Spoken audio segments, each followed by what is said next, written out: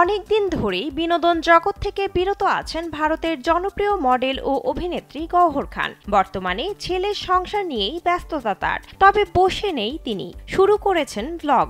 সেই ভ্লগে সম্প্রতি এক হৃদয়স্পর্শী অভিজ্ঞতা শেয়ার করেছেন এই অভিনেত্রী। গওহর জানিয়েছেন তার ছেলে জোহানের জন্মের আগে গর্ভপাতের শিকার হয়েছিলেন তিনি। গওহর তার ইউটিউব পডকাস্ট মা নুরঞ্জন এর একটি পর্বে গর্ভপাত ও সি সেকশনের অভিজ্ঞতা নিয়ে কথা বলেন। অশ্রুসিক্ত চোখে তিনি জানান, সি সেকশন এর মাধ্যমে ছেলে জোহানের জন্ম দেন তিনি। স্যান্ডেলিনা সো, রূপচর্চায় আভিজাত্য। কিন্তু তার আগে তিনি প্রায় 9 সপ্তাহের সময় একটি গর্ভপাতের শিকার হন, যা ছিল এক অবর্ণনীয় বেদনার অভিজ্ঞতা। তিনি বলেন, আমি কখনো ভাবিনি আমাকে এই কথাটা একদিন বলতে হবে, কিন্তু সেই সন্তান হারানো কষ্ট আমি আজও ভুলিনি। তা আমাকে মানসিকভাবে ভেঙে দিয়েছিল।